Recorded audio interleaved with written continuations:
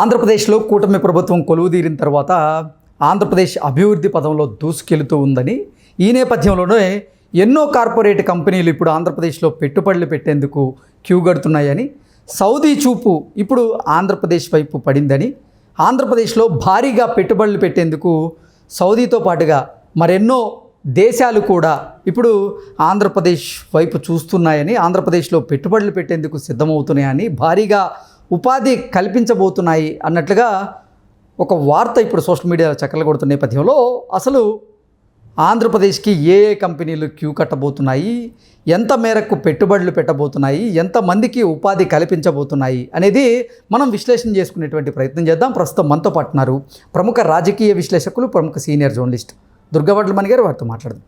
దుర్గా, నమస్తే అండి. ఇప్పుడు విదేశీ కంపెనీల చూపు ఆంధ్రప్రదేశ్ వైపు మళ్ళింది అని, ఆంధ్రప్రదేశ్లో పెట్టుబడులు పెట్టేందుకు ఎన్నో కార్పొరేట్ కంపెనీలు సిద్ధమవుతున్నాయని, ఎంతోమందికి అక్కడ ఉద్యోగ కల్పన చేయబోతున్నారు అన్నట్లుగా కొన్ని వార్తలు వస్తూ ఉన్నాయి. ఈ నేపథ్యంలోనే అసలు ఏంటి ఆంధ్రప్రదేశ్కి ఏ కంపెనీలు క్యూ కట్టబోతున్నాయి, ఎంత మేరకు పెట్టుబడులు పెట్టబోతున్నాయి, ఎంతమందికి ఉద్యోగ అవకాశాలు కల్పించబోతున్నాయి, అసలు ఆంధ్రప్రదేశ్ ఎలా అభివృద్ధి జరగబోతోంది అంటే ఏం చెప్తారు? సౌదీ ఆరామ్కో వాళ్ళు ఈ గ్రీన్ ఫీల్డ్ ఉంది కదండి, దానికి సంబంధించి అందులో పెట్టుబడులు పెట్టబోతున్నారు. అంటే బీపీసీఎల్తో కలిపి రామాయపట్నంలో. ఓకే, యాక్చువల్గా చంద్రబాబు నాయుడు గారు బందరు బాగుంటుందని అనుకున్నారు కదా, కానీ ఆయన పెద్దగా దాని మీద ఏమి అంటే ఇదే కావాలి అని చెప్పలేదు. కాబట్టి వీళ్ళు రామాయపట్నం వైపు మొగ్గు చూపారు, గ్రీన్ ఫీల్డ్ కోసం ముఖ్యంగా చూస్తున్నారు, వీళ్ళు చాలా ఇంట్రెస్ట్ చూపిస్తున్నారు అని తెలుస్తుంది. అంటే సౌదీ చూపు మన మీద పడింది అంటే ఆంధ్రప్రదేశ్ మీద, ఆంధ్రప్రదేశ్ రూపురేఖలు మారిపోతాయి అనేది మనకు అర్థమవుతోంది. చమురుకి సౌదీ బాగా ఫేమస్, చాలా మామూలుగా కాదు. మొన్న వాళ్ళకి వేరే కూడా దొరికాయి కదా నిక్షేపాలు. సో ఈరోజు సౌదీ ఆంధ్రప్రదేశ్కి వస్తుంది అంటే అంటే వీళ్ళు నక్కను తొక్కినట్టే ఆంధ్రప్రదేశ్ ప్రజలు. ఈరోజు ఆంధ్రప్రదేశ్ ప్రజలు నక్క తోకను తొక్కినట్టే. ఎందుకంటే అసలు 5 ఏళ్ళు కుదేలైపోయిన ఆంధ్రప్రదేశ్ అంటే అన్ని రకాలుగా వ్యాపారం కావచ్చు, వ్యాపార రంగం కావచ్చు, లేదు ఏ రకంగా చూసుకున్న అభివృద్ధి పదంలో ముందుకు వెళ్ళలేకపోవడం కావచ్చు, పెట్టుబడులు లేకపోవడం కావచ్చు, సంపద వృద్ధి లేకపోవడం కావచ్చు, వాటన్నింటికీ తెరపడుతూ చంద్రబాబు నాయుడు గారు అంటే తెలుగుదేశం కూటమి వచ్చిన దగ్గర నుంచి మనకి పరిశ్రమలు వస్తూనే ఉన్నాయి. ముఖ్యంగా ఐటీ శాఖ మంత్రిగా మన లోకేష్ గారు దాన్ని చూడడం మొదలుపెట్టాక నిజంగానే మంచి పరిణామాలే సంభవిస్తున్నాయి. మీరు అన్నట్టుగా అమెజాన్ రాబోతోంది, గూగుల్ రాబోతోంది, ఇంకా చాలామంది కార్ల కంపెనీలు కూడా వస్తున్నాయి మనకి. అంటే ఉద్యోగ అవకాశాలు పెరుగుతాయి. ఇప్పుడు ఈరోజు ఈ రిఫైనరీ కనుక మనం తీసుకున్నామంటే దీనివల్ల చాలామంది బెనిఫిట్ పొందుతారు. అందులో శాలరీస్ కూడా చాలా బాగుంటాయి. ఎప్పుడైతే ఈ చమురు సంస్థలు ఉంటాయో కదా, ఇవన్నీ కూడా ఇప్పుడు మనకు ఓఎన్జీసీ తెలుసు, అట్లానే ఇది కూడా. కాబట్టి మంచి పరిణామం అని మనం చెప్పుకోవాలండి. అంటే ఏపీ అభివృద్ధి పదంలో దూసుకుపోతుంది. తర్వాత చంద్రబాబు నాయుడు గారు ఇచ్చిన హామీలు ఏవైతే ఉన్నాయో ప్రజలకి, మీకు నేను ఇస్తాను, ఉద్యోగాలు ఇప్పిస్తాను అన్నదానికి ఇవాళ 20 లక్షల ఉద్యోగాలు అనుకుంటే కూడా మనం చెప్పుకున్న 4 లక్షలు ఒక ఏడాదికి అనుకున్నా కూడా ఈరోజు వాటన్నింటినీ కూడా కల్పించే అవకాశం కనిపిస్తుంది మనకి. సో ఏ రకంగా చూసుకున్నా కూడా ఇండస్ట్రియల్ గ్రోత్ అనేది ఆంధ్రప్రదేశ్లో జరగబోతోంది.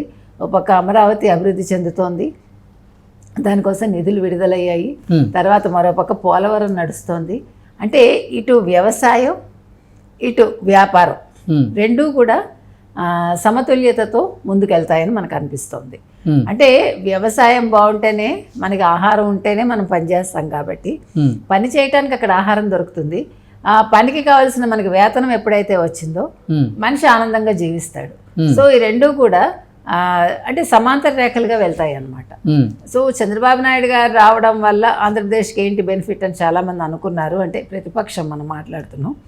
సో ప్రతిపక్షం ఏదో కొత్తగా వాళ్ళు అభివృద్ధి, సంపద సృష్టి అంటూ ఇటీవల చెప్పిన కబుర్లకి ఇక్కడ పొంతన లేదు. దానికి భిన్నంగా ఇవాళ ఆంధ్రప్రదేశ్లో ప్రతి ఒక్కటి జరుగుతోందని మనం చెప్పుకోవచ్చు. ఓకే, ఏంటి మేడం ఇప్పుడు ఈ కార్పొరేట్ కంపెనీలు ఆంధ్రప్రదేశ్లో ఎన్ని లక్షల కోట్లు పెట్టుబడులు పెట్టేందుకు సిద్ధమవుతున్నాయి, ఎన్ని లక్షల మందికి ఉపాధిని కల్పించబోతున్నాయి అంటే ఏం చెప్తారు? మనం ప్రతి కంపెనీ 60,000 కోట్లు అంటున్నారు, 1,00,000 కోట్లు అంటున్నారు, ఇలా ఒక్కొక్క కంపెనీ చెప్తూ వస్తుంది కదా. ఏ కంపెనీ తీసుకున్నా కూడా ఉద్యోగ కల్పన అయితే ఖచ్చితంగా జరుగుతుంది. అంటే బీపీసీఎల్ ప్రాజెక్టే 60,000 కోట్లకు పైగా ఉందని, 60,000 కోట్ల రూపాయల పెట్టుబడి ఆంధ్రప్రదేశ్కి వచ్చేసిందని, దాని ద్వారా ఎన్నో వేల మందికి ఉద్యోగ కల్పన జరగబోతుందని ఇలా రకరకాలుగా వస్తున్నాయి.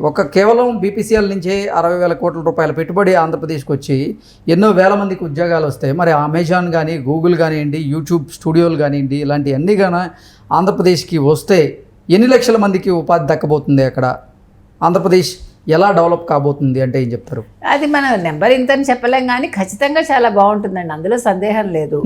అంటే ఈ 5 సంవత్సరాల్లో 20 లక్షల ఉద్యోగాలని మేము ఇవ్వగలుగుతాం అంటూ కూడా ఎన్నికల ప్రచారంలో భాగంగా కూటమి నాయకులు చెప్పినటువంటి నేపథ్యంలో ఈ 5 సంవత్సరాల్లో 20 లక్షల పైగా ఉద్యోగ కల్పన చేసేందుకే ఇప్పుడు చంద్రబాబు గారు ప్రణాళికలు సిద్ధం చేస్తున్నారు. అందులో భాగంగానే ఇప్పుడు కార్పొరేట్ కంపెనీలు అన్నీ కూడా ఆంధ్రప్రదేశ్లో పెట్టుబడులు పెట్టబోతున్నాయంటే ఏం చెప్తారు? అంతే కదా, ఇప్పుడు ఈరోజు చంద్రబాబు నాయుడుని చూసే కదండి ఇవన్నీ వస్తున్నాయి. అంటే ఆయన కూడా ఒక బ్రాండే కదా, సిబిఎన్ అనేది ఒక బ్రాండ్, అందరికీ తెలిసి వాళ్ళు కొత్తగా ఏం కాదు. తర్వాత నిన్న మనం చూసాం వాజ్పేయి గారి శతదినోత్సవ వేడుకల్లో చంద్రబాబు నాయుడు గారిని ఒక్కొక్కళ్ళు సీనియర్ నాయకులు కావచ్చు, కేంద్ర మంత్రులు కావచ్చు, ఒక్కొక్కళ్ళు ఎలా వచ్చి కలిసారంటే ఆయనకుండే ఇమేజ్ మనం మాట్లాడుతున్నాం. కాబట్టి ఇవాళ చంద్రబాబు నాయుడిని చూసే వస్తున్నాయి పెట్టుబడులు నన్ను అడిగితే. అదేవిధంగా లోకేష్ పనితీరుని చూసి కూడా వస్తున్నాయి.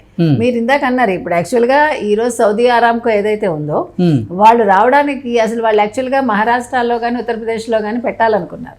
అక్కడ కాదని ఇక్కడికి వచ్చారు అంటే అంతే కదా, అంటే ఇక్కడ మీకు అన్ని అనుకూలంగా ఉన్నాయి అంటే వాళ్ళకి ఏ రకంగానూ వ్యాపారానికి ఇబ్బందులు రావు, తర్వాత వాళ్ళకి రాజకీయంగా కూడా ఎటువంటి గొడవలు ఉండవు అనే ఒక నమ్మకం కలగబట్టే వచ్చారు. అంటే ప్రభుత్వం ఒప్పందాలు కుదుర్చుకుందా ఆ కంపెనీలతో? కుదుర్చుకోబోతోందండి, దీని మీద మాటలు నడుస్తున్నాయి. త్వరలో అంటే ఒక మంచి న్యూస్ మనం వింటాము. ఏ రకంగా చూసుకున్నా ఈరోజు ఆంధ్రప్రదేశ్ అభివృద్ధి పదంలో పయనిస్తోంది, సందేహం లేదు. చంద్రబాబు నాయుడు గారు కావచ్చు, పవన్ కళ్యాణ్ కావచ్చు, బీజేపీ కావచ్చు, ఇచ్చిన మాట నిలబెట్టుకుంటారు వాళ్ళు 5 ఏళ్లలో. ఖచ్చితంగా 20 లక్షల ఉద్యోగ కల్పన అనేది జరిగి తీరుతుందని మనకు అనిపిస్తుంది. ఓకే, ఏంటి ఆంధ్రప్రదేశ్కి అమరావతికి మహర్దశ పట్టబోతుందా అంటే ఏం చెప్తారు? ఖచ్చితంగానండి, అంటే అమరావతి పని అయిపోయింది, 3 రాజధానులు ఇన్ని మాట్లాడిన వ్యక్తులకి ఇది కూడా ఒక పెద్ద బ్లో. నేను నన్ను అడిగితే ఇప్పుడు జగన్ జీర్ణించుకోలేక ఎన్నో మాట్లాడతాడు, దీని మీద కూడా ఆయన ఏదో కమెంట్ రేపు చేయకపోడు. కాబట్టి ఏది ఏమైనా కూడా ఖచ్చితంగా అమరావతికి మహర్దశ పట్టబోతోంది, ఆంధ్రప్రదేశ్కి కూడా అంతకు మించిన మహర్దశ పట్టబోతోందండి, సందేహం లేదు. సో ఇవాళ ప్రతిపక్షానికి ఇవన్నీ కూడా జీర్ణించుకోలేని అంశాలు. ఓ పక్క జగన్మోహన్ రెడ్డి ఉన్న నలుగురిని ఎలా కాపాడుకోవాలని అక్కడ బాధపడుతూ ఉంటే, ఇక్కడ పెట్టుబడుల వెళ్ళు వస్తూ ఉంటే దీన్ని ఎలా మనం సంభాళించాలి, ఎలా ఉద్యోగ కల్పన చేయాలి? కేవలం ఆంధ్రప్రదేశ్లో కూటమి ప్రభుత్వం కొలువుదీరిన 6 నెలలకే 4 లక్షల కోట్ల రూపాయల వరకు పెట్టుబడులు వచ్చిన నేపథ్యంలో ఇక ఈ 5 సంవత్సరాల్లో ఎంత మేర పెట్టుబడులు ఆంధ్రప్రదేశ్కి రాబోతున్నాయి, ఎన్ని కార్పొరేట్ సంస్థలు ఆంధ్రప్రదేశ్ని పలకరించబోతున్నాయంటే ఏం చెప్తారు? ఏమంటే ఇప్పుడు ఈ వచ్చినవన్నీ కూడా సరిగా అమలు అయిపోతే కొత్తవి రాకపోయినా పర్వాలేదు, వస్తాయి ఎలాగా అంటే నేను అనేది ఇప్పుడు ఉన్నవే చాలా ఎక్కువగా ఉన్నాయి మనకి. అంటే అందరికీ కూడా సఫిషియెంట్గా ఉద్యోగాలు ఇవ్వగలిగే స్థాయికి ఆంధ్రప్రదేశ్ వచ్చేసింది. ఇంకా వచ్చాయంటే నిజంగా ఇట్స్ అన్ యాడెడ్ అడ్వాంటేజ్. అంటే ఇప్పుడు ఇక్కడ మిగతా రాష్ట్రాల్లో పనిచేస్తున్న వాళ్ళు కూడా లోకల్గా వచ్చేస్తారు. అంటే ఆంధ్రప్రదేశ్కి ఎకానమీ పెరుగుతుంది, ట్యాక్స్ పేయర్స్ పెరుగుతారు. అంటే ఏ రకంగా చూసుకున్నా కూడా మనకి ఆర్థిక వనరులు అనేవి అన్ని విధాలుగా అన్ని మూలాల నుంచి వచ్చి సమకూరుతాయి. ఓకే అండి, థ్యాంక్ యూ సో మచ్.